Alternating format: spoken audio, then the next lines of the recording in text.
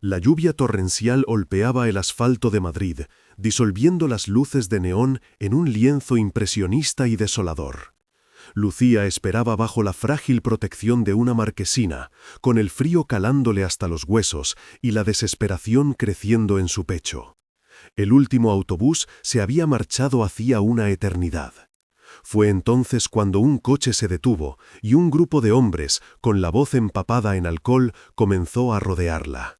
Sus comentarios soeces eran como piedras lanzadas contra el cristal de su compostura.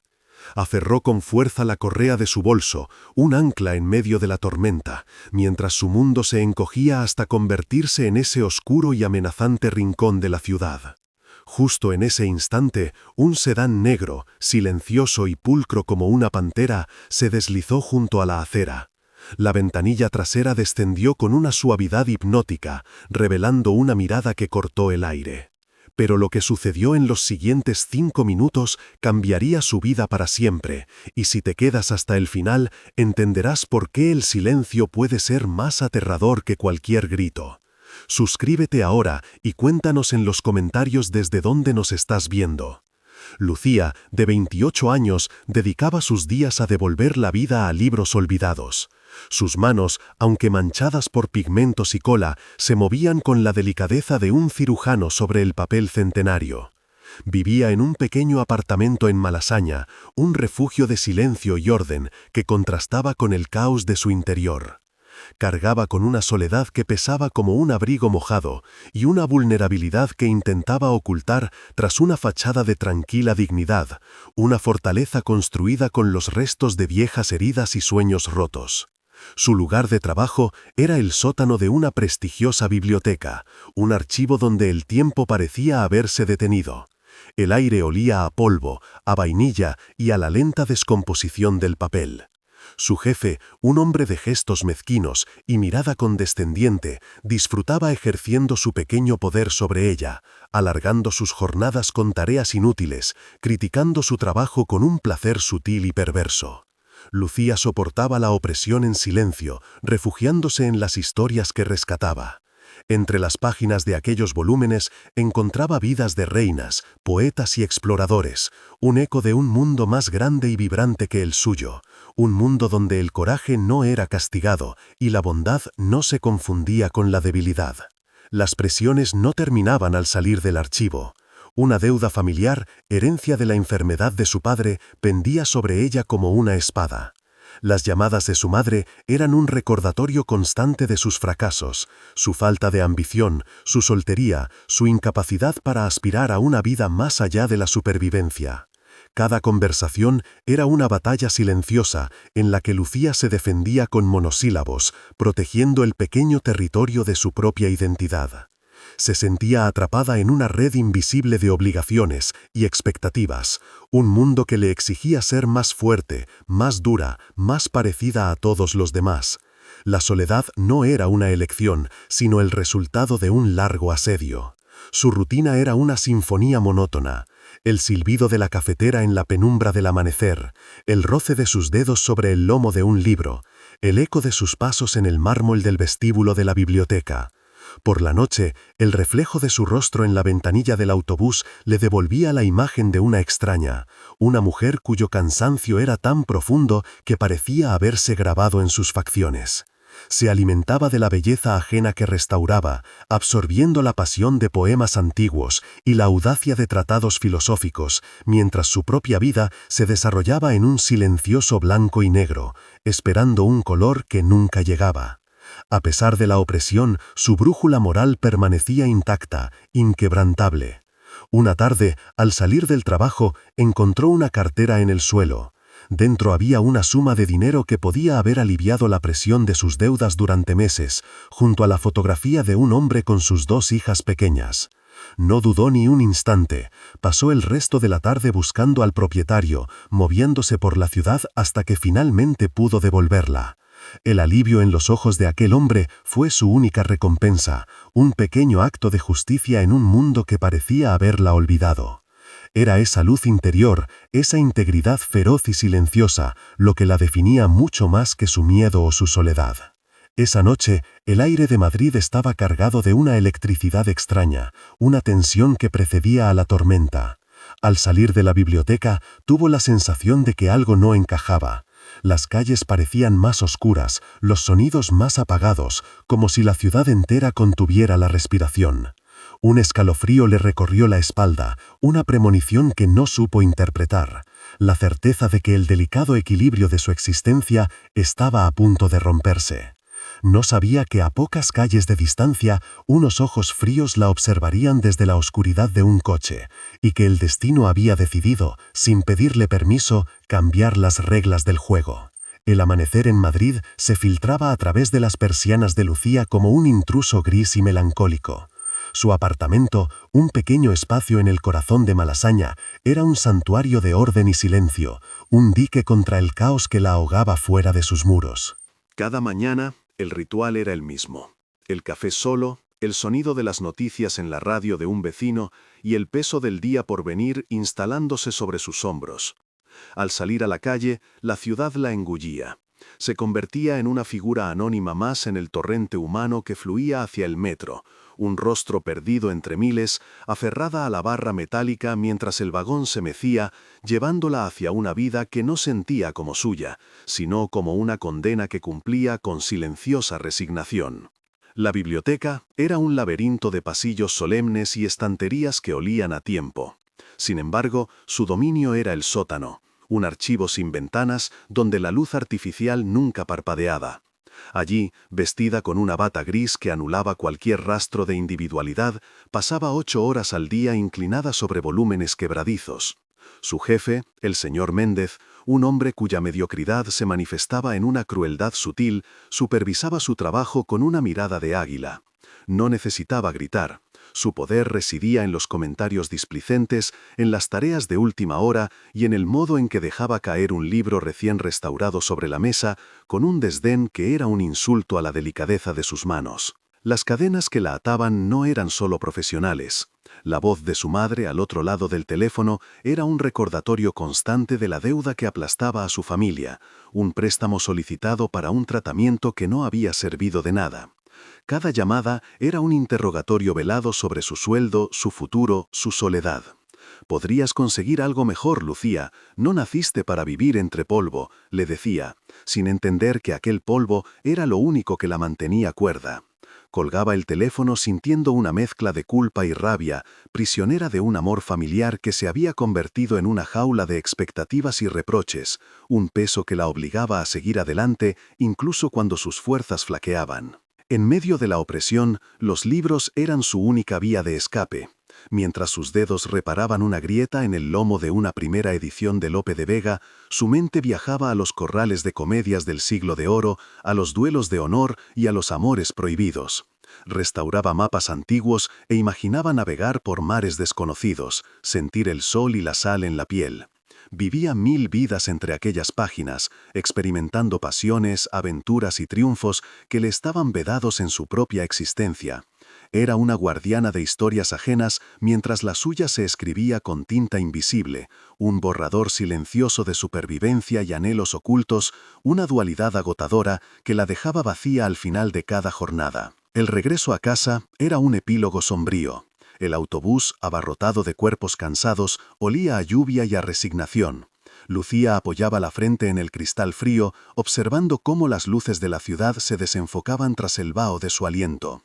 Su propio reflejo le devolvía la mirada de una extraña, una mujer con los hombros vencidos y una tristeza enquistada en los ojos. El reloj de la Puerta del Sol marcaba las horas con una indiferencia monumental. Cada campanada un recordatorio del tiempo que se le escapaba, de los sueños que se marchitaban como las hojas de un libro abandonado. A la intemperie, su uniforme, la bata gris, parecía haberse adherido a su piel, un símbolo de su invisibilidad. Un día descubrió un error grave en la datación de una colección de manuscritos, un fallo cometido por el propio Méndez que podría costar una fortuna a la biblioteca. La prueba estaba ahí, irrefutable, en sus manos. Por un instante, una oleada de poder la recorrió.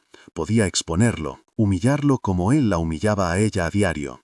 Pero al mirar a su alrededor, al ver los rostros de sus compañeros, igual de temerosos y precarios que ella, supo que no podía hacerlo.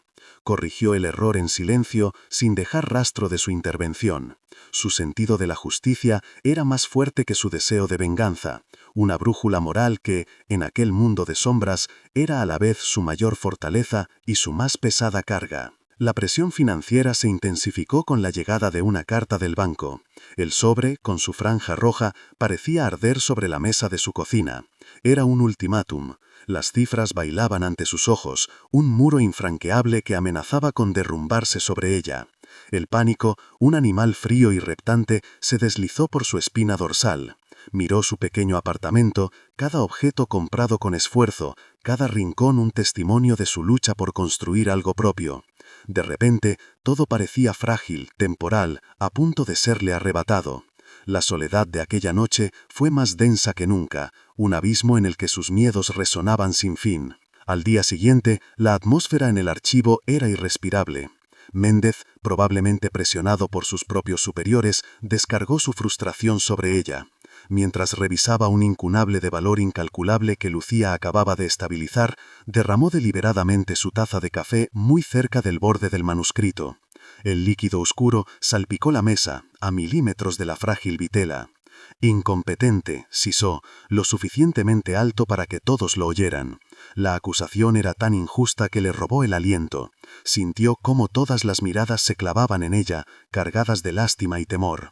No se defendió, simplemente limpió la mancha, con las manos temblando de una ira impotente. La humillación no terminó ahí. Como castigo por su supuesta negligencia, Méndez le ordenó quedarse después de su hora para reorganizar una sección entera de los archivos, una tarea tediosa y monumental que la mantendría allí hasta bien entrada la noche. «Y no espere que le pague las horas extra», añadió con una sonrisa torcida. Afuera, el cielo se había abierto y una lluvia torrencial comenzaba a golpear los cristales altos del sótano como un presagio. Lucía asintió en silencio, sintiendo como algo dentro de ella, una cuerda tensada durante demasiado tiempo, finalmente se rompía. Ya no había lucha, solo un vacío helado, la aceptación de que había tocado fondo. Cuando por fin salió de la biblioteca, la ciudad era un desierto anegado. Las farolas se reflejaban en los charcos como ojos amarillos y vacíos. Caminó bajo la cortina de agua, con el frío calándole hasta el alma, cada paso más pesado que el anterior. Llegó a la parada del autobús sabiendo que era inútil. A esas horas, la ciudad se entregaba a la noche y abandonaba a los desamparados. Fue entonces, mientras se encogía bajo la marquesina, temblando y sintiéndose más sola y vulnerable que nunca, cuando un coche se detuvo y un grupo de hombres, con la voz empapada en alcohol, comenzó a rodearla, convirtiendo su desesperación en un miedo tangible y asfixiante. El sedán negro no llegó, se materializó a través de la cortina de lluvia con la irrealidad de un espectro. No hizo ruido, simplemente ocupó el espacio, desplazando el aire y la vulgaridad de la escena. Su carrocería, pulcra y oscura como la obsidiana, reflejaba las luces de la calle de forma distorsionada, absorbiendo la violencia del entorno en su superficie perfecta. Era una declaración de poder en sí mismo, un objeto tan fuera de lugar en aquella esquina desolada que parecía pertenecer a otra dimensión. Los hombres que rodeaban a Lucía se detuvieron, sus insultos ahogados por la repentina e inexplicable solemnidad que emanaba del vehículo, una presencia que imponía un respeto inmediato y aterrador. La ventanilla trasera no descendió, se deslizó con la precisión de una guillotina silenciosa, revelando no un rostro, sino una mirada. Unos ojos oscuros carentes de cualquier emoción legible que la observaron directamente, ignorando por completo a los hombres que la acosaban como si fueran meros elementos del paisaje. El hombre dentro del coche, Javier, permanecía inmóvil, una figura recortada contra la penumbra del habitáculo. Vestía un traje oscuro de corte impecable y su quietud era más intimidante que cualquier movimiento. No juzgaba, no amenazaba, simplemente observaba. Y en esa observación residía una autoridad absoluta, como la de un depredador que evalúa a su presa con una calma glacial. No hubo una amenaza verbal, solo un cambio en la presión del aire. El silencio que emanaba de Javier se extendió como una onda expansiva, y los hombres, que segundos antes se sentían dueños de la noche, de repente parecieron encogerse. Se miraron entre ellos, su falsa valentía disolviéndose bajo aquella mirada impasible. Uno a uno, sin mediar palabra, retrocedieron y se perdieron en la oscuridad, no como huyeran, sino como si hubieran sido borrados de la existencia. Desaparecieron con la misma rapidez con la que habían aparecido, dejando a Lucía sola frente a la ventanilla abierta, temblando no solo de frío, sino de un tipo de miedo completamente nuevo. Suba.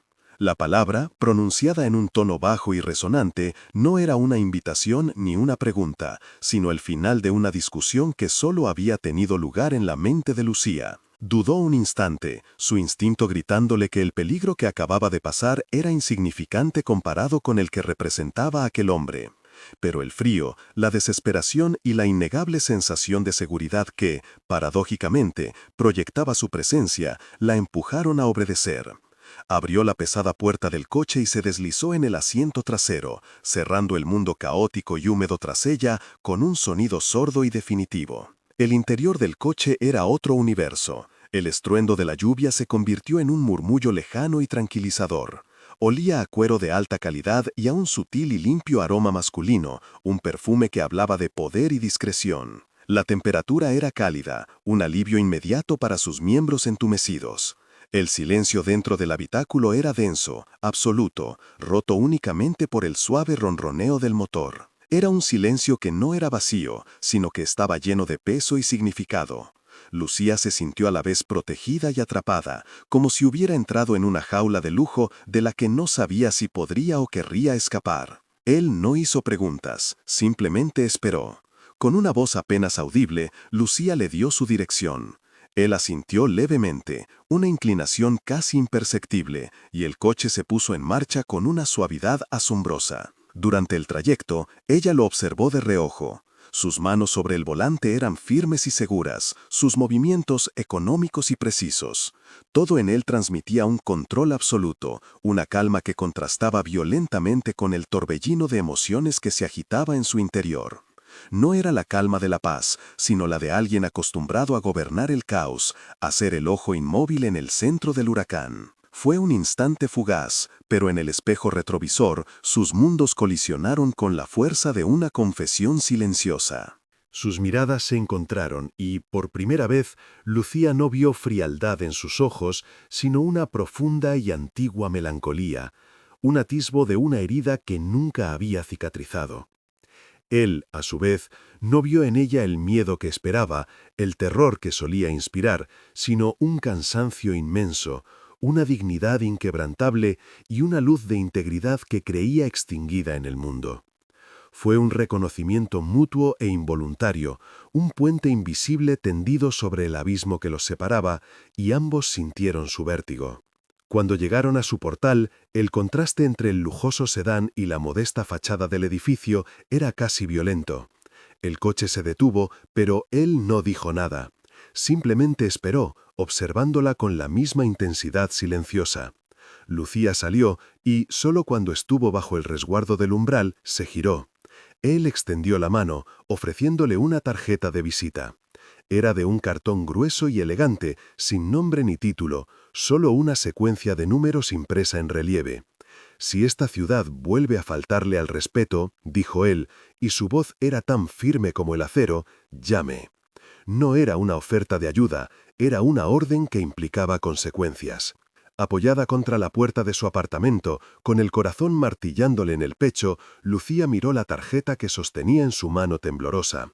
No era un trozo de papel, sino un objeto con peso, un talismán o una condena, no estaba segura. El eco de la presencia de Javier era más real que el sonido de la lluvia contra su ventana. El olor a cuero y poder parecía haberse impregnado en su ropa, en su piel. El miedo no había desaparecido, pero se había transformado en algo más complejo y perturbador, una mezcla de gratitud, pavor y una extraña e inexplicable fascinación por el hombre que había impuesto orden en su caos con una sola mirada. A través de la ventana vio cómo el sedán negro se alejaba, deslizándose por la calle mojada hasta ser engullido por la noche líquida de Madrid. Se fue tan silenciosamente como había llegado, pero dejó tras de sí una estela invisible, una fractura en la superficie de su realidad. La ciudad seguía siendo la misma, la lluvia seguía cayendo, pero algo fundamental había cambiado para siempre. El silencio que Javier dejó a su paso era más sonoro que cualquier tormenta, un vacío cargado de preguntas que resonarían en su alma durante mucho tiempo, marcando el fin de su vida anterior y el incierto comienzo de algo nuevo y peligroso. Los días que siguieron a aquella noche se convirtieron en un eco persistente de su presencia.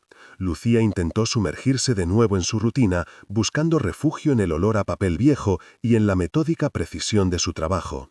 Sin embargo, la tarjeta de Javier, guardada entre las páginas de un libro de poemas, era un recordatorio tangible de que su mundo ordenado se había fracturado.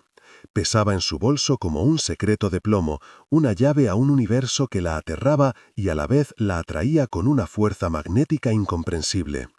Cada vez que el señor Méndez alzaba la voz, una parte de ella recordaba la calma imponente de aquel hombre, y el miedo cotidiano que sentía en la biblioteca parecía de repente insignificante, casi infantil. Una tarde, buscando una edición rara para un cliente, entró en una pequeña librería de anticuario en el barrio de las Letras, un laberinto de estanterías que olían a cuero y a tiempo. Y allí estaba él, de espaldas a ella, examinando un tratado de esgrima del siglo XVII con una concentración que parecía aislarlo del mundo. Cuando se giró, sus miradas se cruzaron por encima de los lomos de los libros. No hubo sorpresa en sus ojos, solo un reconocimiento silencioso. Él inclinó la cabeza en un gesto casi imperceptible y, sin decir una palabra, se marchó, dejando tras de sí un silencio denso y cargado de electricidad. Lucía se quedó inmóvil, con el corazón desbocado, sintiendo que aquella coincidencia era demasiado perfecta para serlo. El encuentro la dejó profundamente perturbada. ¿La estaba siguiendo? La idea le provocó un escalofrío que no tenía nada con el frío de la calle. El miedo era su primera reacción, una respuesta instintiva a lo desconocido y peligroso que él representaba. Pero bajo el miedo crecía una curiosidad insidiosa. Recordaba la delicadeza con la que sus dedos habían rozado el lomo del libro, una reverencia que ella comprendía perfectamente. Empezó a vislumbrar fisuras en la imagen del monstruo que había construido en su mente, pequeños destellos de una humanidad oculta que la desconcertaban y la atraían a partes iguales, desestabilizando todas sus certezas morales. Javier, por su parte, luchaba contra un impulso que no entendía y que despreciaba. Observarla se había convertido en una necesidad, un ancla en la tormenta de violencia y traición que era su vida. La veía caminar por las calles de Madrid, ajena a las sombras que la rodeaban, con una dignidad que era un desafío a la sordez de su propio mundo. En ella veía un reflejo de todo lo que había perdido, o quizás de lo que nunca había tenido, una pureza no manchillada, una brújula moral que no se vendía ni se quebraba. Protegerla se había convertido en un acto egoísta, una forma de redimirse a sí mismo a través de la integridad de ella, aunque supiera que su cercanía era la mayor amenaza de todas. Las apariciones se volvieron más frecuentes, pero siempre a una distancia respetuosa. A veces, al salir de la biblioteca, veía su sedán negro aparcado al otro lado de la calle, una presencia inmóvil y vigilante en la penumbra del atardecer. Nunca se acercaba, nunca la llamaba. Simplemente estaba allí, un guardián silencioso cuya existencia era a la vez un consuelo y una amenaza. Lucía aprendió a sentir su presencia antes incluso de verlo, como un cambio en la presión atmosférica. Una noche, en un acto de pequeña rebeldía, pasó junto al coche sin mirarlo, con la espalda recta y la cabeza alta, en un intento desesperado por reclamar el control de su propia vida. Su gesto de desafío no pasó desapercibido. A Javier, acostumbrado a la sumisión y al miedo, aquella silenciosa muestra de coraje le resultó extrañamente cautivadora. No era insolencia, sino una afirmación de su propia valía. Vio en ella una fortaleza que ni ella misma sabía que poseía, una resistencia silenciosa que resonaba con la disciplina de su propio mundo, pero con un propósito infinitamente más noble. Su deseo de protegerla se intensificó, transformándose en algo más complejo, una admiración renuente, un respeto profundo por la luz que se negaba a extinguirse a pesar de la presión constante de la oscuridad. La tensión alcanzó un nuevo nivel en el vestíbulo de un hotel de lujo, donde Lucía había acudido a entregar un libro restaurado para una subasta. Al girarse en el concurrido pasillo de mármol, chocó contra un cuerpo sólido. Unas manos firmes la sujetaron por los brazos para evitar que cayera. Eran las manos de él. Estaban a centímetros de distancia, lo suficientemente cerca como para que ella pudiera percibir el aroma discreto de su colonia y el calor que emanaba de su cuerpo. «Cuidado», fue todo lo que dijo, pero su voz baja y resonante vibró a través de ella. Sus ojos se encontraron, y en ese instante el ruidoso vestíbulo desapareció, dejando solo un silencio cargado de electricidad. El contacto fue fugaz, apenas un par de segundos, pero dejó una marca indeleble en la piel de Lucía. La firmeza de su agarre no había sido posesiva ni agresiva, había sido protectora, un gesto instintivo de apoyo. Mientras se alejaba, con las mejillas ardiendo, se sintió aterrorizada por su propia reacción.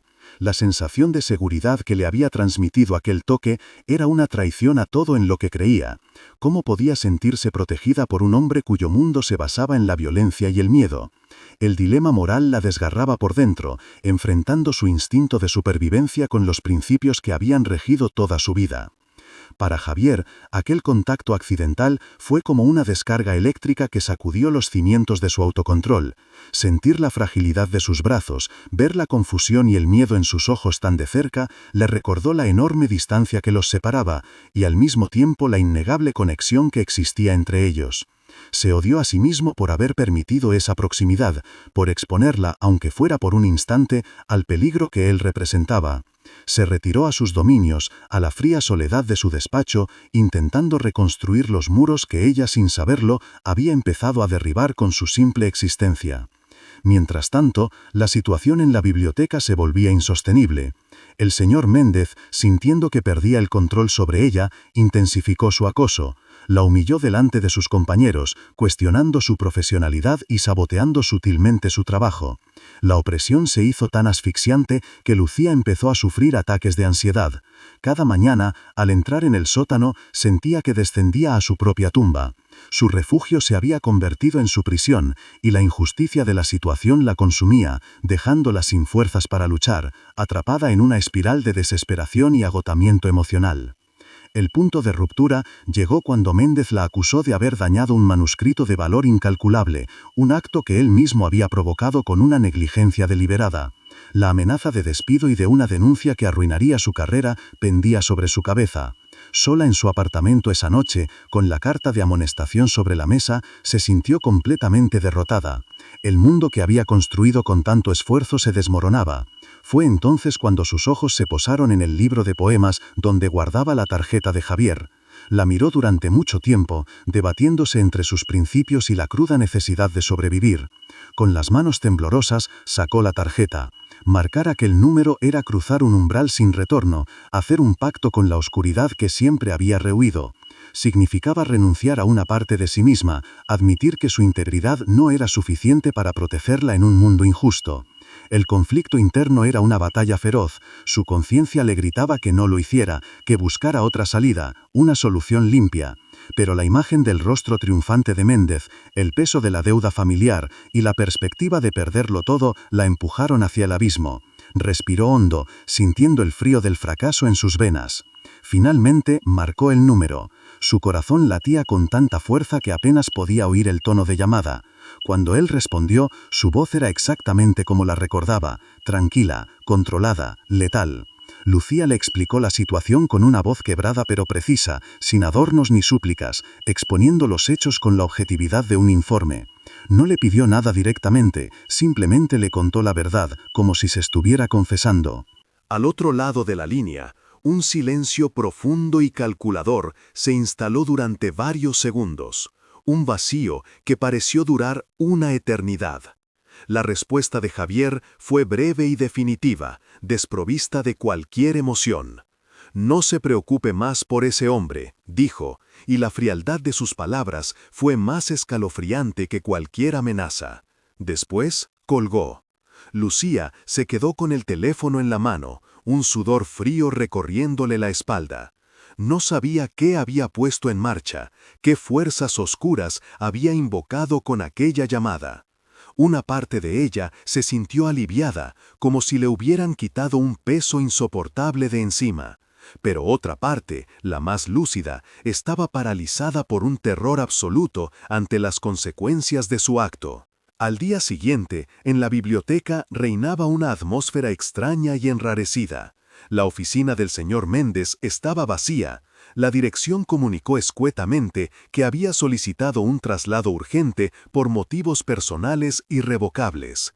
Nadie hizo preguntas. Sus compañeros la miraban de reojo, con una mezcla de asombro, respeto y un miedo palpable.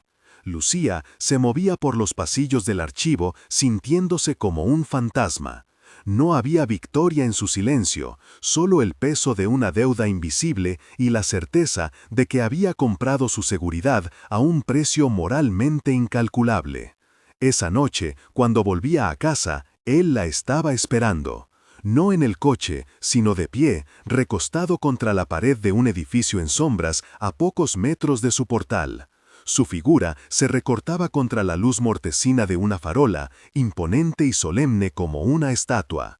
Cuando ella se detuvo, paralizada, él dio un paso hacia la luz. Sus ojos la escrutaron, buscando algo que solo él sabía. La distancia entre ellos se sentía a la vez como un abismo y como un hilo a punto de romperse. El aire se volvió denso, pesado, cargado con todo lo que no se había dicho y todo lo que ahora los unía. «Nadie volverá a tratarla con esa falta de respeto», afirmó él, y su voz, aunque suave, resonó en el silencio de la calle con la irrevocabilidad de una sentencia. No era una promesa, sino la declaración de un hecho consumado, la revelación de un nuevo orden en el universo de ella, un orden que él había impuesto. Lucía lo miró, viendo por primera vez, con una claridad aterradora, al hombre detrás del poder, un ser de profundas sombras capaz de mover los hilos del mundo para proteger una pequeña luz.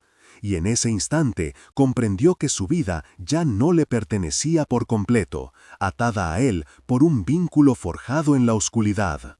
Lucía no le dio las gracias. En su lugar, una pregunta, afilada como un cristal roto, se abrió paso desde lo más profundo de su ser, rompiendo el código de silencio y sumisión que había regido su vida. «¿Qué le ha hecho?», susurró, y su voz, aunque temblorosa, estaba cargada con el peso de un desafío moral.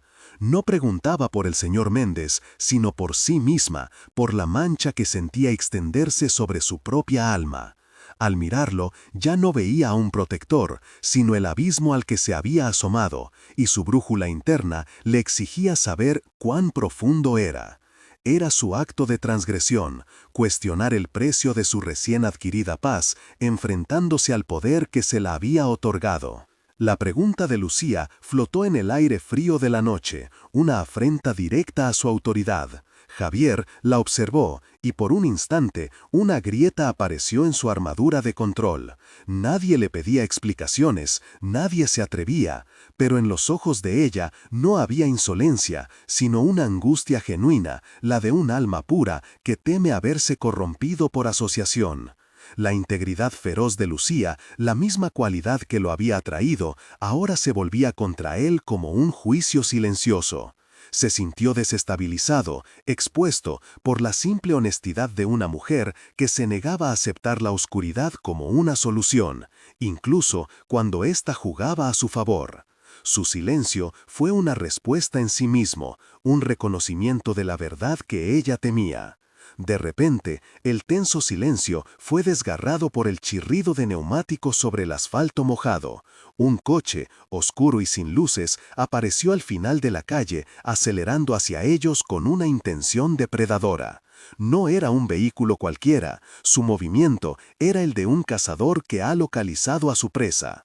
La atmósfera cambió en una fracción de segundo, pasando de un enfrentamiento moral a una amenaza física inminente. Lucía se quedó paralizada, sus ojos fijos en los faros que se acercaban como dos pupilas dilatadas en la oscuridad, la encarnación del peligro del que Javier había intentado advertirla, un peligro que ahora venía a reclamarlo. La reacción de Javier no fue un pensamiento, sino un instinto animal forjado en años de violencia y supervivencia.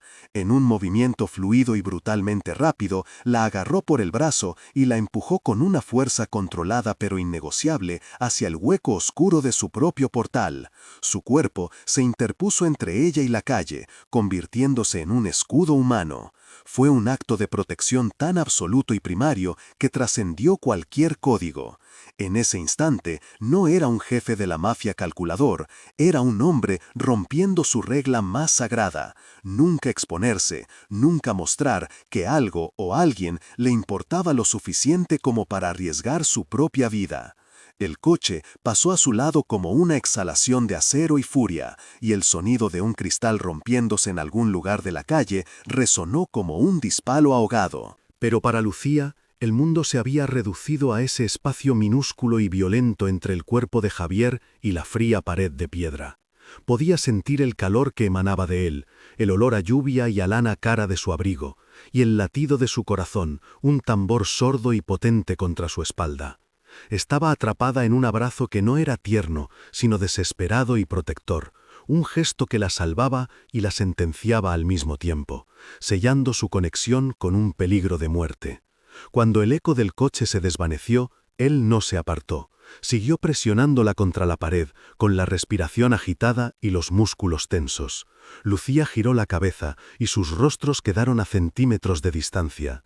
En la penumbra, sus miradas se anclaron con una intensidad que lo consumía todo. Y ella lo vio. Vio más allá del poder y del miedo, y vislumbró por primera vez la verdad oculta en sus ojos, un cansancio ancestral, una culpa tan profunda que era un océano, y un destello de terror no por él, sino por ella. Vio al hombre acosado por sus propios fantasmas, al monstruo que odiaba la oscuridad que habitaba. «Hay monstruos peores que yo en esta ciudad, Lucía». Su voz fue un susurro ronco, una confesión arrancada desde las entrañas. «Yo solo me aseguro de que devoren a la gente correcta». Era la revelación de su código retorcido, su justificación y su condena. Al decirlo, se despojó de su máscara de impasibilidad, permitiéndole ver la carga que llevaba, el precario equilibrio en el que vivía para mantener su propio orden en un mundo de caos. Fue su transgresión definitiva, no solo protegerla físicamente, sino entregarle un trozo de su alma rota, una verdad que nunca había compartido con nadie. Lentamente, como si temiera romper el frágil momento, se apartó. El frío de la noche se coló en el espacio que su cuerpo había ocupado, y Lucía sintió un vacío abrumador. El peligro había pasado, pero la verdadera tormenta acababa de desatarse entre ellos. Se miraron en el silencio recuperado de la calle, ya no como un hombre poderoso y una mujer vulnerable, sino como dos personas transformadas por un instante de violencia y verdad. El gesto de él la había salvado, pero la confesión de ella la había hecho cómplice de su mundo, atándola a él con un hilo invisible de comprensión y terror. El miedo no había desaparecido, pero ahora estaba mezclado con una empatía aterradora. Ya no veía a un monstruo, sino a un guardián que vivía en la misma oscuridad de la que la protegía. Él, por su parte, la miró con una vulnerabilidad que nunca se había permitido. Al protegerla, al confesarle su credo, había descubierto una parte de sí mismo que creía muerta, la capacidad de preocuparse por algo más allá del poder y la venganza. Había encontrado en ella un ancla, pero también su mayor debilidad, una luz que ahora tenía la obligación moral de mantener encendida, incluso si eso significaba quemarse a sí mismo. Sin una palabra más, Javier dio un paso atrás, un gesto de retirada que era también una admisión de la nueva e inquebrantable distancia que debía imponer entre ellos. Se dio la vuelta y se alejó, su silueta disolviéndose en la misma noche que casi los había devorado. La dejó sola en el umbral, temblando, no de frío, sino por el peso de lo que acababa de suceder. Todo había cambiado, ya no había vuelta atrás. La línea entre la salvación y la condena se había borrado para siempre, y ambos estaban atrapados en el silencio que quedaba al otro lado del impacto. La noche se tragó la silueta de Javier, pero su presencia permaneció grabada en el aire, densa y palpable como la humedad que ascendía del asfalto. Lucía se quedó inmóvil en el umbral, con el eco de su confesión resonando en sus oídos y el calor de su cuerpo todavía impreso en su espalda. El frío que la envolvió después no era el de la noche madrileña, sino uno más profundo, el frío de la soledad absoluta que sigue a un instante de conexión imposible. La calle recuperó su silencio habitual, pero para ella ya nunca volvería a ser un silencio pacífico.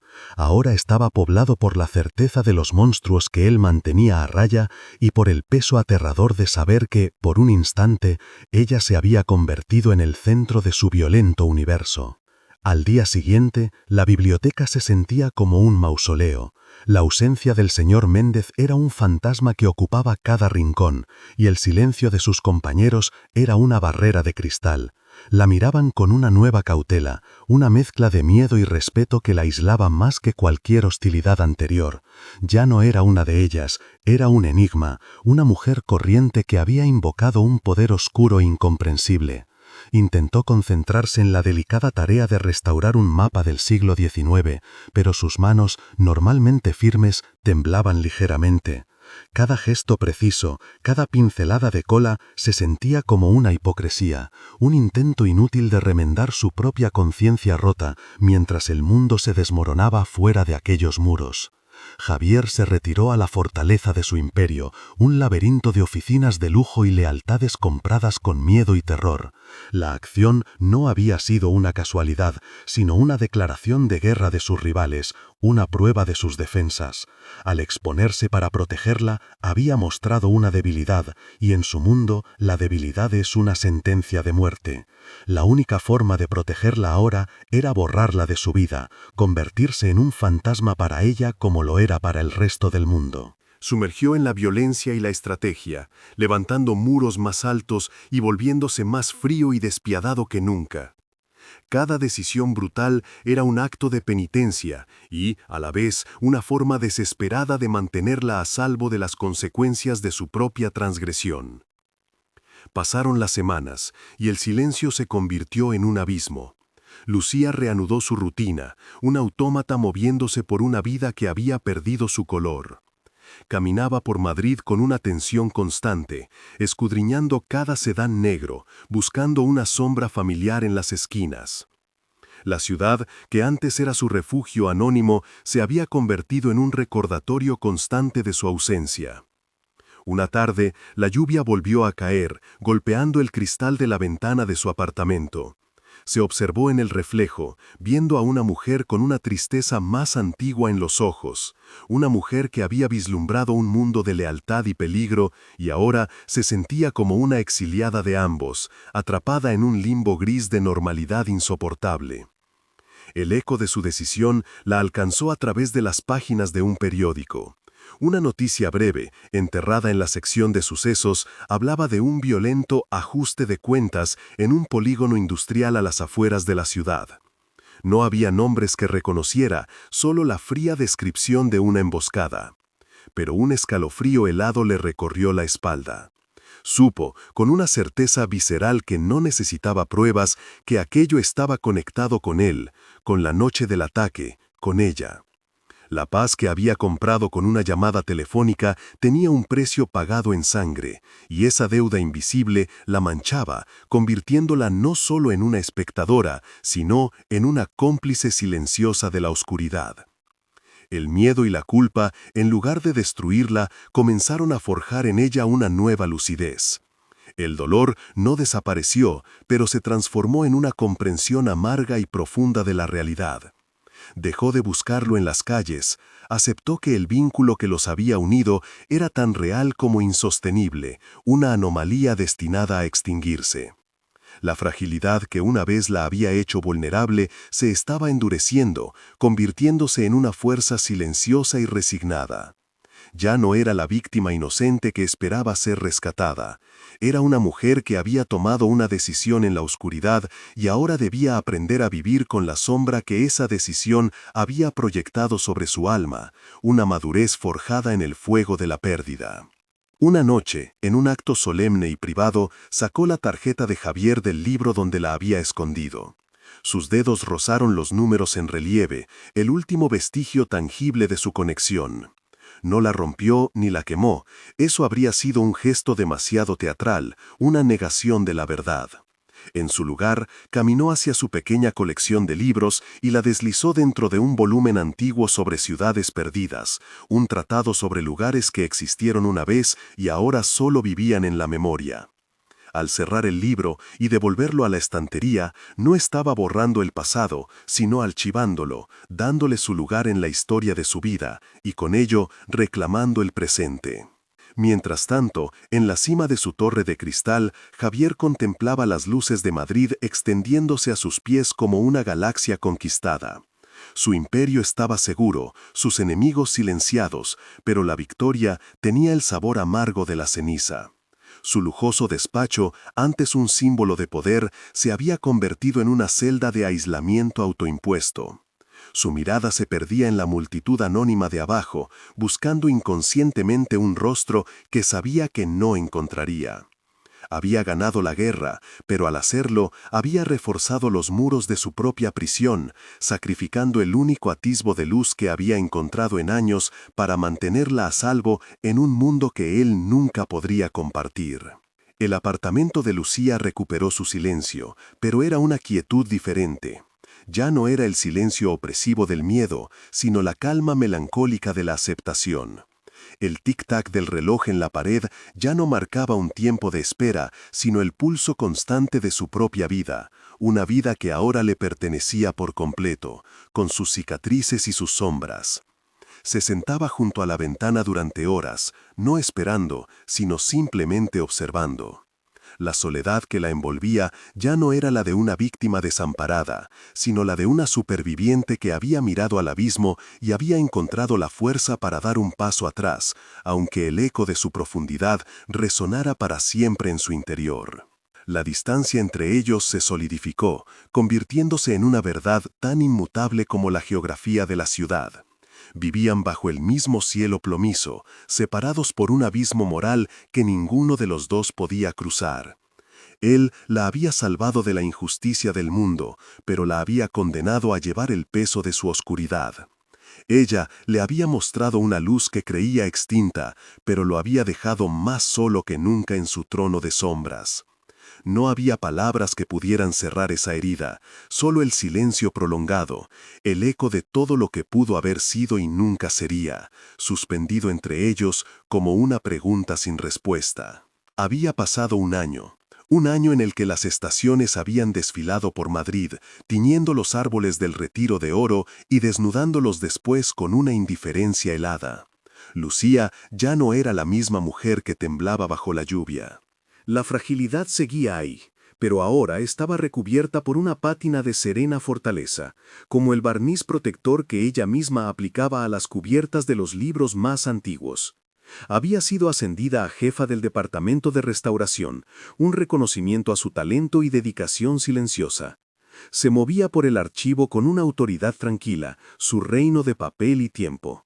Sin embargo, en los momentos de quietud, cuando el único sonido era el susurro de una página al ser volteada, sentía el eco de una ausencia, la presencia fantasmal de un protector que se había desvanecido en las sombras que él mismo gobernaba. La noticia llegó una mañana gris de otoño, extendiéndose por los pasillos de la biblioteca como una onda de incredulidad y júbilo. Una fundación, desconocida y de nombre enigmático, había realizado una donación anónima y desorbitada. Una suma de dinero tan vasta que no solo garantizaba la supervivencia de la biblioteca durante décadas, sino que permitía la adquisición y restauración de colecciones que hasta entonces solo habían sido un sueño inalcanzable. Sus compañeros celebraban, descorchaban botellas de cava barato en la sala de personal, ajenos a la corriente eléctrica que recorrió a Lucía al oír el nombre de la entidad benefactora, Fundación Atalaya. Un nombre que no significaba nada para nadie, pero que para ella resonó con la fuerza de una confesión, un eco de la noche en que un guardián silencioso la había observado desde la oscuridad. No necesitaba más pruebas. La certeza se instaló en su corazón con la calma y el peso de una verdad inmutable. Él no la había olvidado. Desde la distancia, desde su mundo inalcanzable de poder y violencia, había encontrado la forma de seguir protegiéndola, pero no a ella, sino a su mundo. No le había enviado flores ni joyas, gestos vacíos que habrían profanado la pureza de su conexión. Le había regalado tiempo, seguridad y belleza, salvando el santuario que le daba sentido a su vida. Era un acto de redención tan sutil y grandioso que le robó el aliento. Comprendió que su poder, aquel que tanto la había aterrorizado, también podía ser una fuerza constructiva, una herramienta para preservar la luz en lugar de extinguirla, un gesto de amor en su lenguaje de sombras. A kilómetros de allí, en un despacho con vistas a la ciudad entera, Javier leía un escueto informe sobre la transferencia completada. No había rastro de satisfacción en su rostro, solo la calma de una misión cumplida. Dejó el documento sobre la mesa de caoba y se acercó al ventanal. Sus ojos no veían el entramado de calles y edificios como un imperio a sus pies, sino como un laberinto lleno de peligros del que la había extraído. Protegerla directamente la habría puesto en el centro de la diana. Por eso, había elegido proteger su alma, su pasión, lo que la hacía ser quien era. Fue su manera de construir algo en una vida dedicada a desmantelar las de los demás. Un acto de creación silencioso, su única y verdadera penitencia, la única forma de mantener su luz a salvo sin que su propia oscuridad la contaminara. Esa tarde, Lucía se quedó sola en el archivo, rodeada de los volúmenes que ahora podría salvar gracias a él. El aire olía a esperanza, a futuro. Acarició el lomo de un inculable, sintiendo bajo sus dedos no solo el cuero centenario, sino también el peso de aquel gesto invisible. No había deuda, no había miedo, solo un profundo y melancólico entendimiento. Se acercó a una de las altas ventanas del sótano, que apenas dejaba ver un trozo de cielo crepuscular. Miró hacia arriba, hacia la ciudad que se encendía, y en un susurro que solo ella pudo oír, dijo una única palabra al viento: gracias. No era una palabra de gratitud hacia un benefactor, sino de reconocimiento a un alma gemela encontrada y perdida en el abismo que los separaba. Su historia, escrita en los márgenes de dos mundos, llegaba a un final silencioso pero eterno, una prueba de que incluso en la más profunda oscuridad, un solo acto de bondad puede redimir una vida entera. Si este viaje te ha conmovido, si has sentido la tensión en cada mirada y la esperanza en cada gesto, únete a nuestra comunidad. Suscríbete para no perderte ninguna historia, comparte este video para que llegue a más almas y déjanos un comentario contándonos qué crees que significa la verdadera redención. Algunas deudas no se pagan con dinero, sino con la silenciosa promesa de preservar la luz.